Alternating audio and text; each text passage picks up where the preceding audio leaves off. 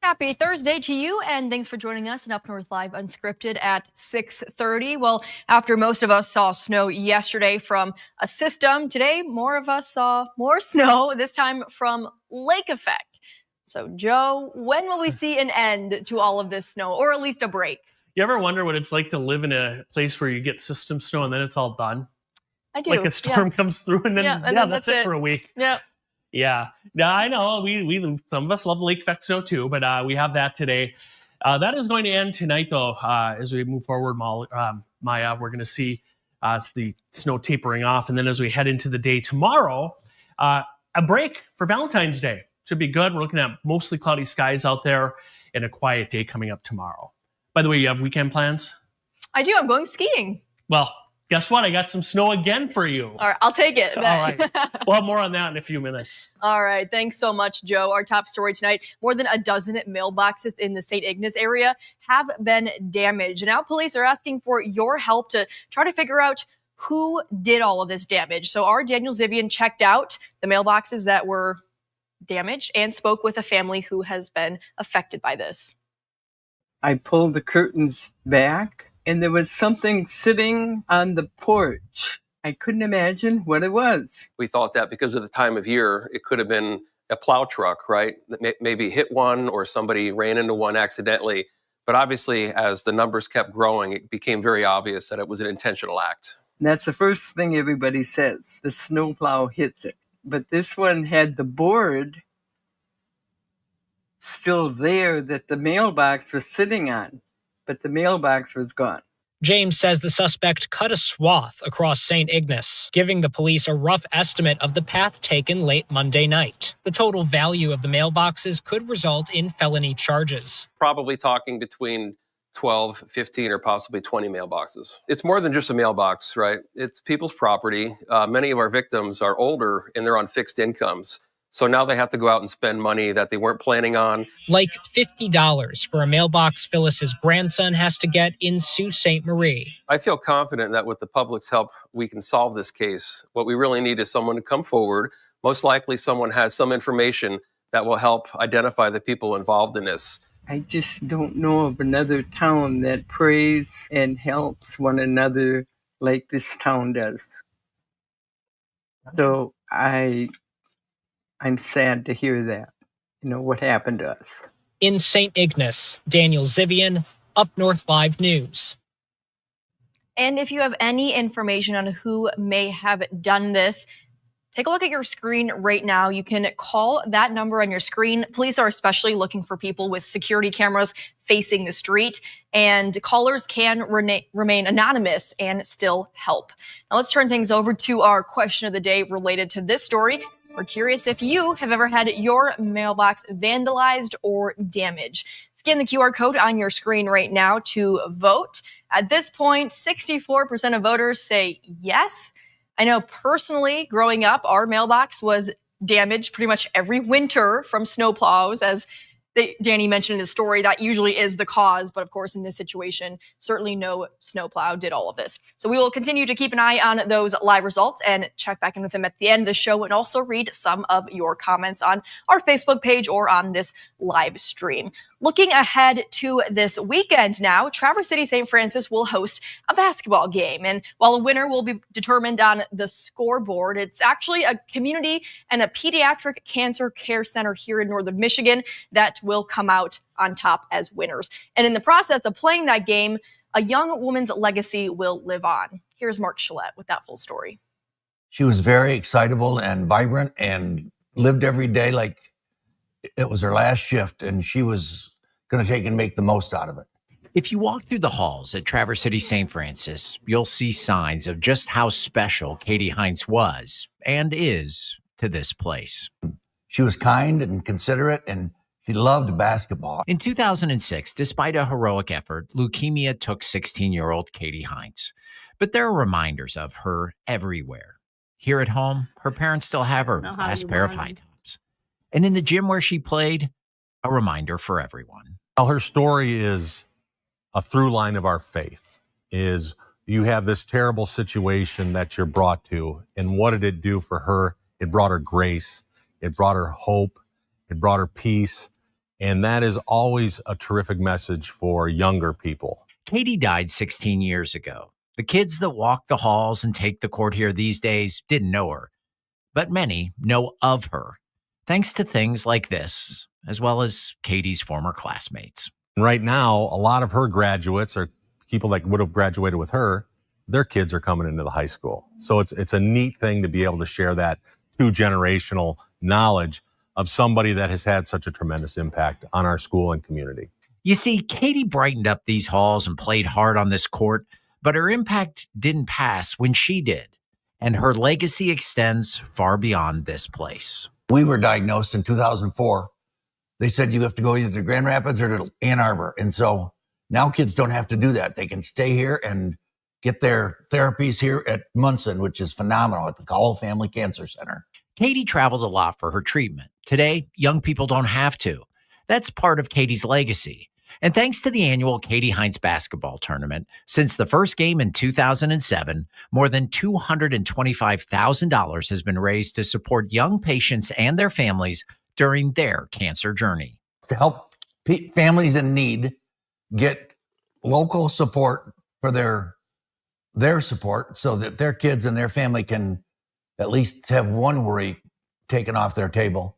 Year after year, a family, a school, and a community coming together to honor Katie and to make sure her legacy not only survives, but continues to grow. We're just grateful to be a part of it, and the Heinz continue to allow us to be able to cast their daughter in the light that she has. Just somebody who has had tremendous hope, tremendous perseverance, and made a big impact on our school.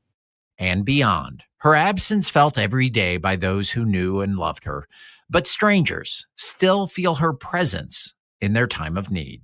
She had such an impact in such a short amount of time. In her young life, she was able to communicate in a way that she did, to inspire faith and inspire devotion and dedication and love and a community spirit. And that's what Katie was all about. Well, an incredible story by Mark Chalette, and Mark is joining us live now to give us a little more information on this. So, Mark, you mentioned in your story that this game has raised more than $225,000 total up to this point. So, does it cost money to go to the game? Do they sell different merchandise? How is all that money raised? Well, there is a donation. Okay. Expected at the time. And then also there's food and activities there that can also be done via donation. A lot of this money was raised over the years because of how hard Pat and Leslie Heinz worked to raise that money. If you talk to Pat Heinz, he gets you fired up. He is just a motivator. And obviously he speaks so passionately about Katie. And he used to pound the pavement and go door to door and talk to everybody he knew to be like, hey, can you take part in this? Can you help us out? Can you help make this a reality? Katie and Katie's family spent a lot of time traveling to treatment when she was fighting her fight. Mm-hmm. And that meant Ann Arbor. That meant Grand Rapids. That meant hours and hours in the car back and forth every week to get her treatment. When Katie passed, it feels like this became kind of Pat's mission to keep other families here in town so they could get this treatment. He worked very closely with Munson and DeVos to make all of this happen so the kids here, when they get a diagnosis, they don't necessarily have to do the traveling that Katie had to do. It's one aspect of Katie's remarkable legacy here in our community and our school. So Pat did a lot of legwork. He pounded the pavement. He raised an awful lot of funds. Now, what's fascinating, I think, by this is so much time has passed. It's been 19 years since Katie passed. And now the students have taken over a lot of that responsibility about keeping the game going, about keeping the efforts. Oh, sorry, Mark. I think we lost your audio there. Is it just my? Yep, sorry, Mark, we lost your audio. I'm not sure what is going on there. Maybe he was getting a phone call. We know that's been an issue because when our guests join us on their phone, sometimes that happens. So I'm hoping we can continue that conversation with Mark. But I do know that the first game will start at noon on Saturday at St. Francis High School. The final game will be between St. Francis and Kingsley beginning at 4:30 p.m. And the entire cost is just a donation if you want to donate. And I think just kind of going off of that, hopefully we can bring Mark back in. Guys in the back, let me know if his audio is working. Okay, he's not responding, so his audio doesn't seem to be working right now. But I think where he was going with that is how remarkable it is that it has been 19 years since Katie passed, and now a lot of the people that she went to high school with, now they have their own kids who are going to high school. So while these kids who are partaking in these games and helping make this game happen every year, they never actually met Katie, but that doesn't matter. Katie's legacy is still living on, which is just so amazing. And we have much more information on our website, UpNorthLive.com. But again, first game this Saturday starting at noon. Sorry we had to cut Mark's conversation a little short, but let's take a break right now. We'll come back in just a few minutes, and Joel will have much more on your forecast for Valentine's Day and for the weekend. I'm Jada Johnson from Big Boys TV, and the Fish and Game Report is sponsored by Johnson's Propane.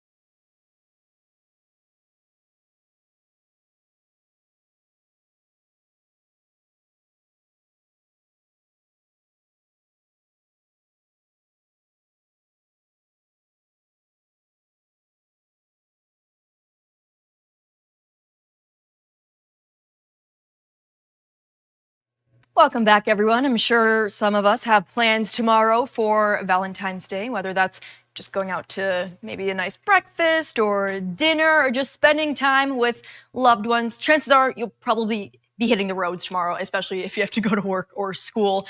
The good news is it sounds like we're going to get a bit of a break from the snow, so hopefully the roads won't be an issue for folks tomorrow, right, Joe? I hope not. Should get a little break. Yeah. You have plans tomorrow? Well, I am working, of course. And Yeah, obviously. Yep. And then I will be heading up to Boyne to get ready to ski on Saturday. Oh, that's right. You mentioned you were skiing at the top of the show. Yeah, so I will be traveling tomorrow. So on one hand, I do want more snow this weekend, so we have great conditions for skiing. On the other hand, I wouldn't mind if it stopped snowing tomorrow for my drive up north. Well, you know what? I can get you both. No kidding. I can get you some nice travel tomorrow. Okay. And then some snow on the weekend for skiing. So good to know a meteorologist. You've been a good one. So dishing out gifts here. Thanks, Joe. Let's take a look at Gaylord. If you look at this camera, it's not very good for travel right now. Not super bad, but we did have actually about an hour ago a really heavy band of snow working through here. They're downtown off the Crave Pizza building. And that has kind of passed through. Traffic's moving along, but it's not the best out there this evening. Broadview, we have lake effect snow. That's why it's snowing, because of the Great Lakes. If they weren't there, it'd be dry. In fact, they're looking at clear skies over in Wisconsin. They've had sunshine there all day today, just across Lake Michigan. Well, we've been under the clouds for the most part. We've had a couple breaks in the clouds.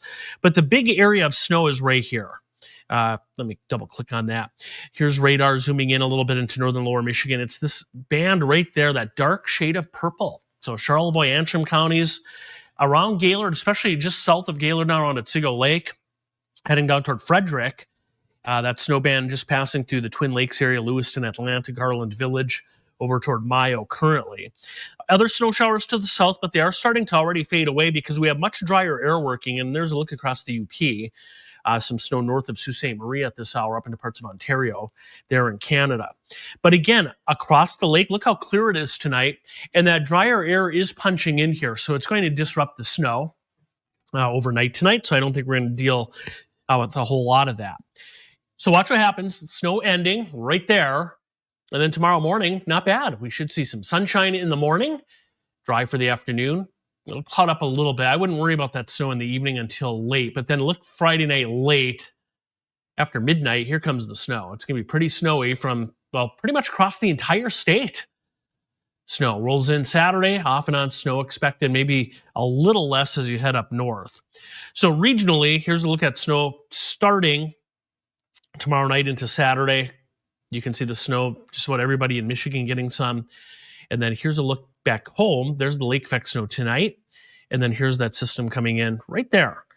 And you can kind of see the totals there. A lot of that, again, Friday night through the day on Saturday. After that, let's go out a little further. There's Saturday afternoon, some of the snow, and then the system's going to move north toward the northeast, but we'll get wraparound behind that, some snow wrapping behind that system Sunday, perhaps into part of Monday. So if you do have travels around the region, the Midwest, here's our travel forecast. There's tomorrow around, let's stop this at 3:30. Looks good around Detroit, back up toward Glen Arbor, northern Michigan, Sault Ste. Marie. Not too bad. And then here comes the snow. So if you're traveling on Saturday, kind of a different story, pretty messy weather then. Also, it's going to be a little chilly. Here's the extended forecast.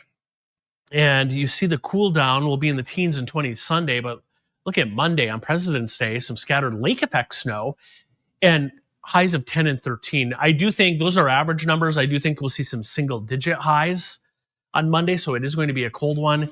And then teens Tuesday, Wednesday, and Thursday, Maya. Joe, we just talked about this yesterday, but remember last February at the end of the month, we saw like 70 degrees. And you brought that up yesterday. I'd forgotten about that until you mentioned it, but it was like unbelievable. Yeah. I don't think that's in the forecast anytime soon. I guess this is probably a little more normal for this time of the year. Yeah, for sure. All right. Thanks so much, Joe. Let's take one more quick commercial break. But coming up next, sports director Harrison Beebe has a really great story tonight. He sat down with the NFL Fan of the Year, who is indeed a Lions fan from the Eastern Upper Peninsula. So we'll hear more from her and Harrison in just a few minutes.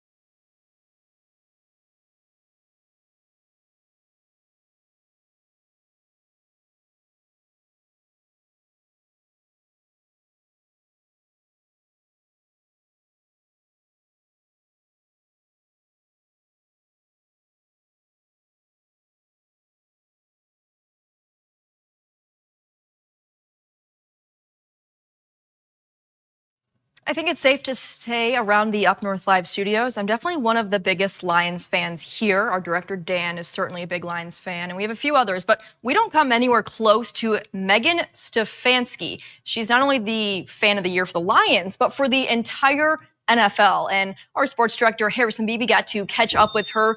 So, Harrison, what does it take to become the fan of the year? You go to a lot of games. You're nowhere near close to Megan's dedication. Not only does she live farther away in the Eastern UP, she goes to every home game, and she's been at every road game since 2021 and every home game since 2014. We'll get into that detail in our interview in a second, but I just want to highlight she's the librarian for Detour area schools. She also helps her family run UpNorthLive Bar and grew up in Gatesville. So while juggling those two jobs, she still finds her way during football season to go to all these games. It's kind of surreal, but she also does a great fundraiser for the hospice of EUP, and we mentioned that as well in our feature interview with Megan. Let's check in on that right now. The following segment is sponsored by Jimmy John's of Traverse City. How does one go about achieving those titles? It's kind of surreal, actually. I was chosen as Lions Fan of the Year. Didn't even think about NFL Fan of the Year. It just kind of happened. They surprised me with that at our first playoff game, but I wasn't supposed to tell anybody to the NFL honors. There's super fans all over the world for this league. What type of emotions does that bring up, especially knowing your history with this team and your family? I'm still shocked by it, honestly. It was a huge surprise. And what a great thing at the NFL honors.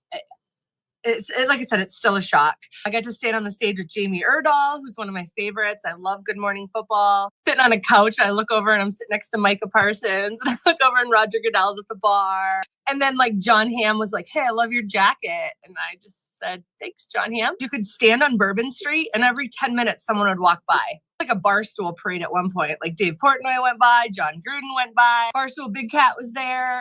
I think I saw Sean Payton walk by 6 or 7 times. My flight, I sat right behind Jared and Kristen Goff. Said hi to Aiden backstage. I mean, it was just people everywhere you turn, you look and see somebody. It was mostly Eagles and Chiefs fans, but the number 3 team behind those was Lions fans. There was a lot of Lions fans there. You're kind of like the biggest celebrity for the Lions right now. And that's what's crazy is, whenever I see these articles come out about Fan of the Year and they're like, must be nice to be rich. And I'm like, I work 80 hours a week. Are you kidding me?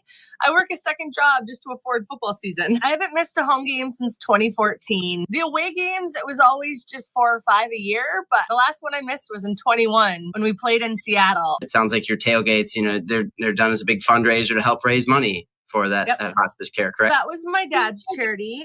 We've been raising money. This will be our 10th year now. So every year we would do a benefit at UpNorthLive in July. People are always asking if they could donate money at the tailgate. Why not? More for hospice. So I set the crazy goal of raising $50,000. I didn't know if it'd be possible, but I hit that goal 2 weeks ago. Good timing for it, I'd say.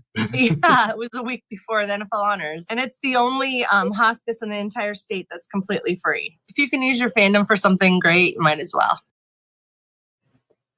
Makes sense why she's a fan of the year. She's doing awesome stuff up there in the UP.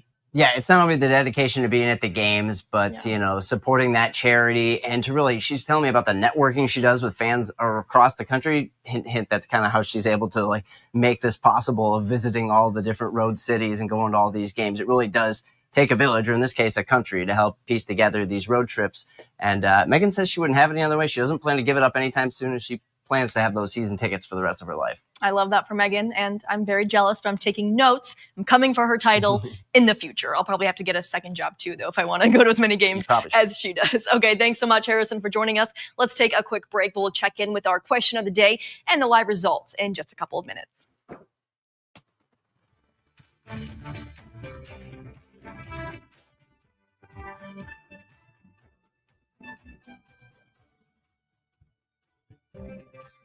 Salon services are furnished by Epiphany Advanced Academy in East Acme.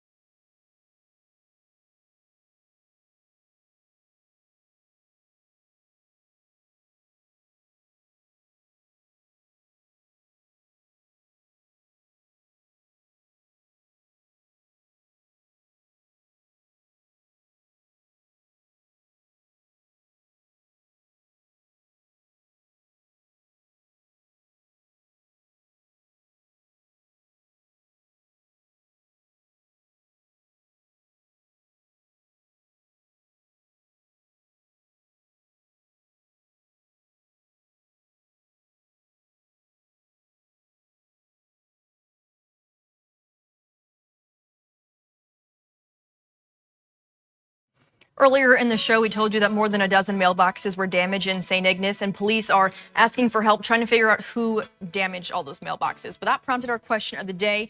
Have you ever had your mailbox vandalized or damaged? 67% say yes, 33% say no. Betty says vandalized by two boys years ago, smashed by the postman last year, but then he came and replaced it. He even knocked on their door to say that he did it and had it replaced by Monday. A lot of other folks are saying, yeah, winter sees a lot of mailboxes taken out by snowplows. That'll do it for Unscripted tonight. Thank you so much for joining us, and we'll see you back here at 11 o'clock. Take care.